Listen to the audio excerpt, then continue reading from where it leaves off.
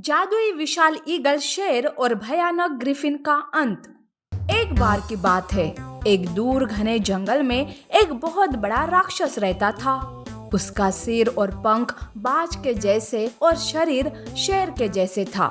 उसे ग्रिफिन के नाम से जाना जाता था। ग्रिफिन एक बहुत ही शक्तिशाली प्राणी था। उसके पास बाज के जैसी तेज नजर और शेर की जैसी ताकत थी। ऐसे में एक दिन ग्रिफिन जंगल में शिकार कर रहा था, पर उस दिन उसे कोई शिकार नहीं मिलता है। तब वो सोचता है, इस जंगल में तो एक भी जानवर नहीं बचा।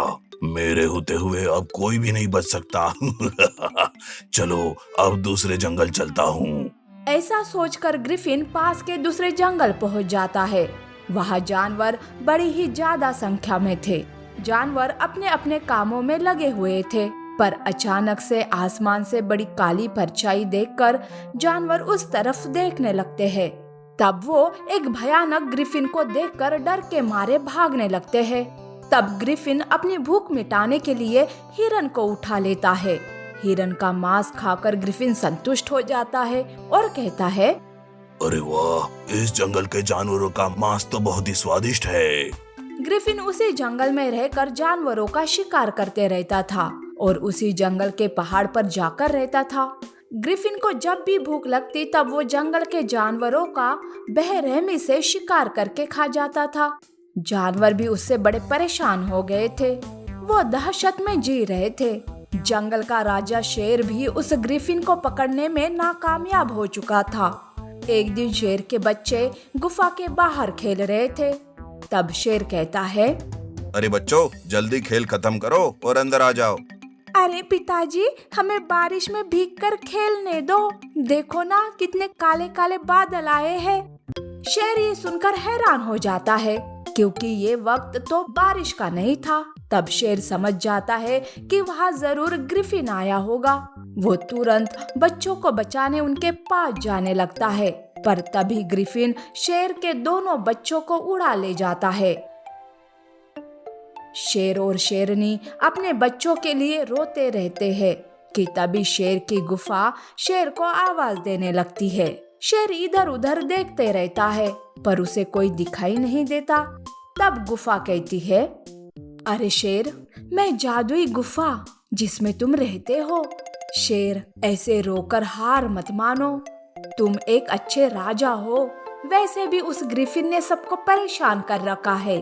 अब उसका आखिरी वक्त आ गया है और वो भी तुम्हारे हाथों। आज तक मैं कभी तुम्हारे सामने ऐसे प्रकट नहीं हुई, कभी ऐसा मौका भी नहीं आया, पर आज मैं तुम्हें जादुई शक्ति देती हूँ।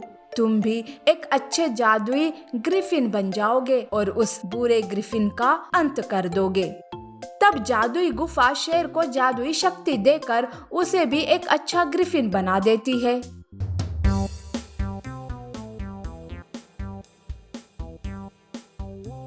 शेर ग्रिफिन बनकर पहाड़ की चोटी पर जाता है, जहां ग्रिफिन ने बच्चों को बंदी बनाकर रखा था। भूख न होने के कारण बुरा ग्रिफिन खर्राटों के साथ सो रहा था। तब शेर सोचता है, यही सही समय है इस ग्रिफिन को मारने का। ऐसे तो ज्यादा शक्ति भी नहीं लगेगी इसे मारने में। शेर मौके का फायदा उठाते हुए जोर की दहाड़ के साथ ग्रिफिन पर हमला करता है, पर ग्रिफिन शेर की दहाड़ से उठ जाता है। तब उन दोनों में लड़ाई शुरू हो जाती है। शेर की ताकत के सामने ग्रिफिन ज्यादा देर टिक नहीं पाता है, जिससे ग्रिफिन का अंत हो जाता है।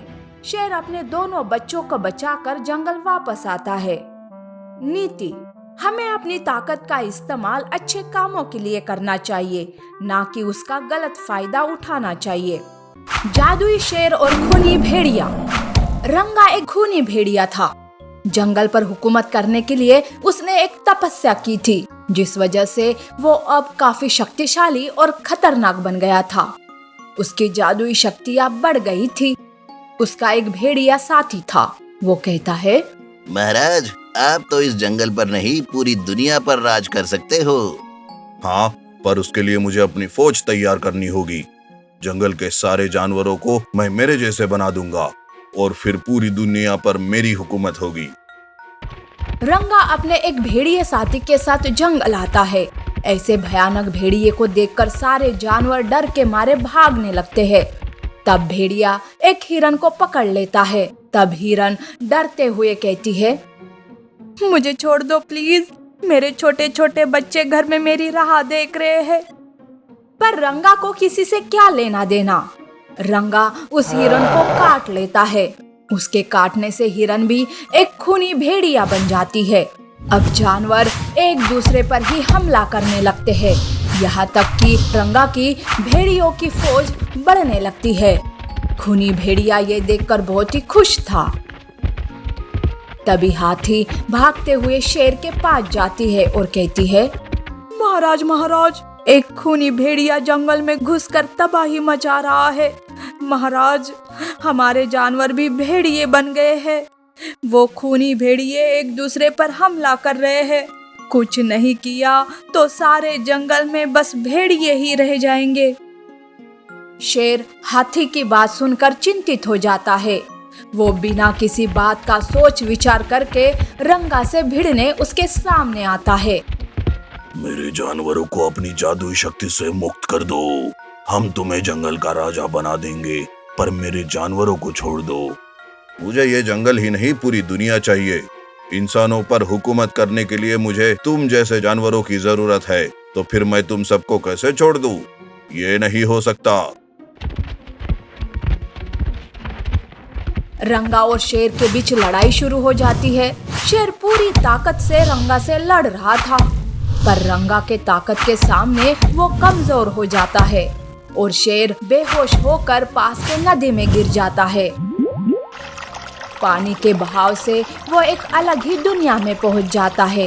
वो एक जादुई दुनिया थी, जहाँ ढेर सारी अलग अलग प्रकार की मछलियाँ थी।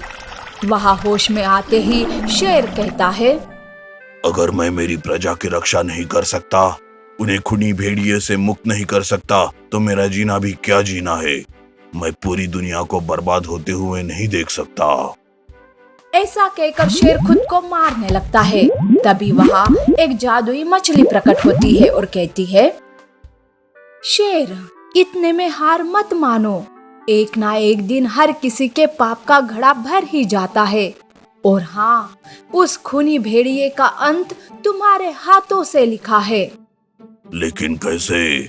मैं एक मामूली शेर और वो भयानक खूनी भेड़िया, कैसे मारूं मैं उस खूनी भेड़िए को? घबराओ मत, यहाँ से कुछ ही दूरी पर एक जादुई झरना है। वहाँ नहाने से तुम एक जादुई शेर बन जाओगे। और हाँ, उस जादुई पानी को अपने साथ ले जाओ, जिससे तुम्हारे जानवर भी साधारण बन जाएंगे। शेर समय न गवाते हुए उस जादुई झरने के पास जाता है। झरने में नहाने से वो एक जादुई शेर बन जाता है। एक बोतल में जादुई पानी लेकर वो अपनी जंगल की तरफ जाता है। जंगल की हालत खराब हो चुकी थी। सारे जानवर भेड़िए में बदल चुके थे। तब शेर उल्लू के पास जाता है और कहता है, उल्लू, तुम ही मेरी मदद कर सकते हो। इस जादुई पानी को सारे जानवरों पर छिड़क दो।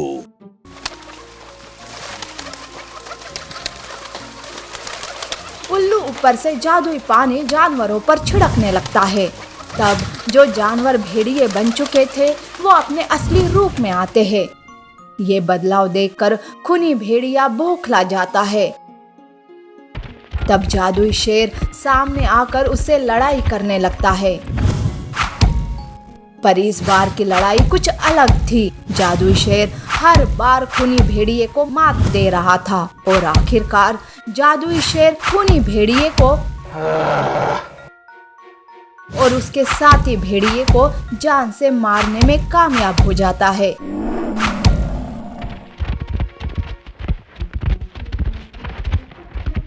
सारे जानवर खुश हो जाते हैं और शेर महाराज का जय जयकार करने लगते हैं। फिर से सारे जानवर जादुई शेर के छत्र साया में खुशी खुशी से रहने लगते हैं।